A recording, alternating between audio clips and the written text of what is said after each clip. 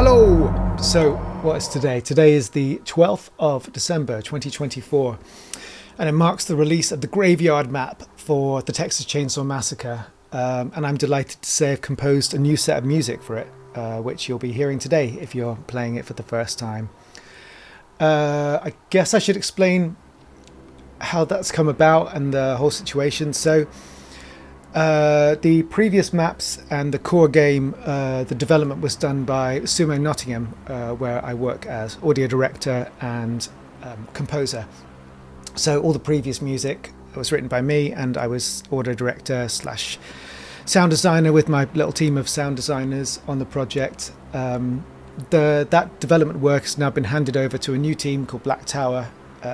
So they'll be doing the sound design on the maps, but I'm still working independently now as a composer and providing the music. So delightfully, I got to carry on my work for the music for the game, because it's been absolute honor from day one to be part of this franchise. I'm a huge fan of it, so happy to write another set of music.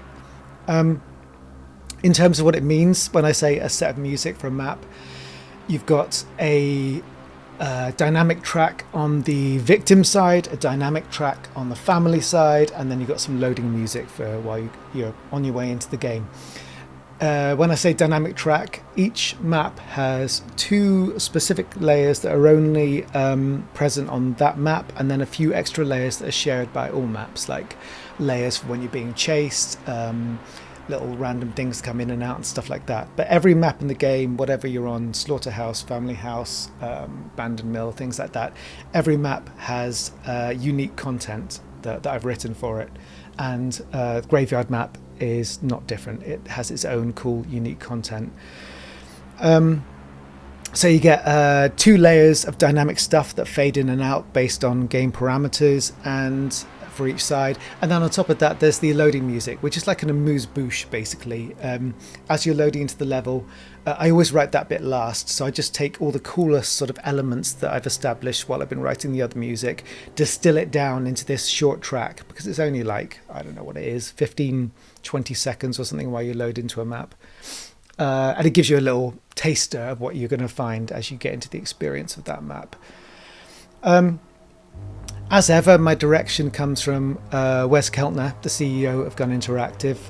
He's awesome with music stuff. He's very passionate about it, and we talk directly. He gives me points of reference, and I throw ideas at him, and eventually we find the language, and then I get going. So for this one, we've got the graveyard and we've got the church. We got like crazy weather, like gloomy, oppressive skies. The atmosphere is quite different, which meant new challenges in the best possible way. I needed to incorporate, based on his feedback, like some kind of like gothic horror element to this. There's immediately aspects of that phrase that don't work for the franchise. Like we're not looking at Hammer horror, and we're not looking at like B movies. I don't want like, wailing theremins and ooh, and I don't want anything silly or anything camp. We're not going to let people get away with the relief of comedy. Like, it has to be dark and oppressive and relentless, like everything in Texas Chainsaw. It needs to be on you at all times. You need to feel it, like taste it while you're playing. So this in the end came down to three core elements that after a lot of experimentation worked really nicely. The first one was organ music. So I tried a few just like smaller like organ sounds, more like traditional like Hammond organs and things like that, but they weren't right. And then after a bit of research, I found that there's the Union Chapel in London, England. Looking at my notes here, there was an organ built in 1877 by Henry Willis. And I saw it. It was just an absolute beast. And I thought, that would have been perfect. And it turns out that Spitfire, a company that make really cool sort of tools for musicians, did some really intricate sampling of that organ and had it available as a tool that I could use.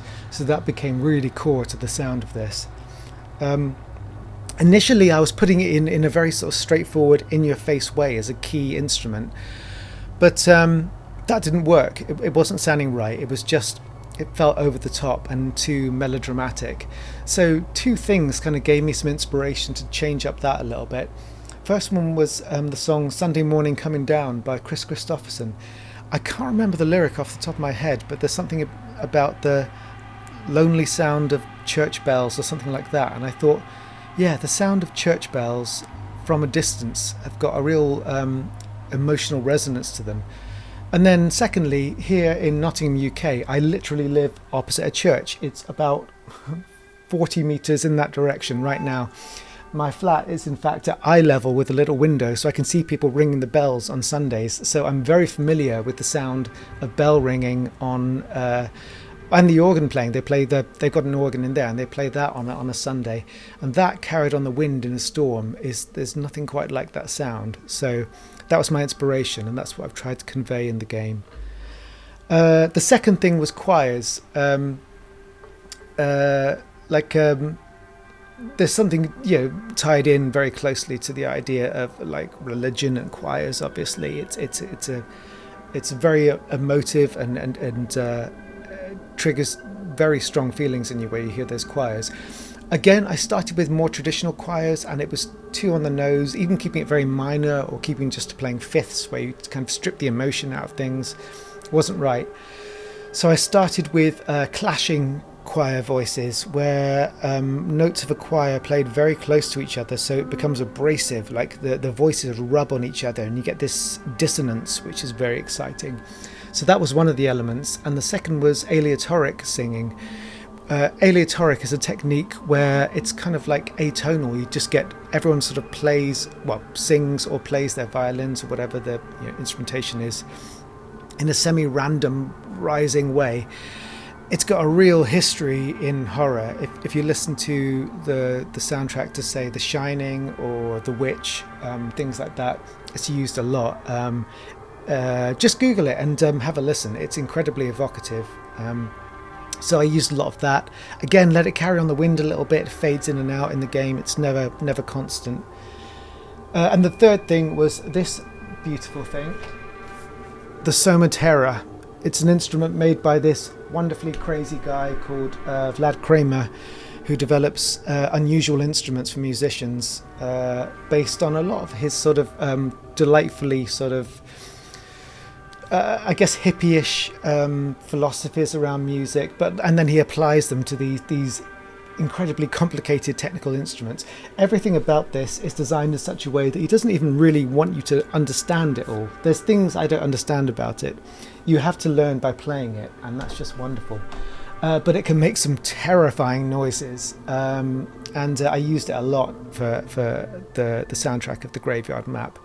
I did use it very slightly in the Abandoned Mill level as well, but at that time I'd only owned it for about 10 days, I think, and I didn't want to be that guy using his favourite new toy in something just because it was new and exciting, because you need to get an understanding before you can really get a grip on stuff. So it's there very lightly on the Abandoned Mill, but it's used in a lot more depth here.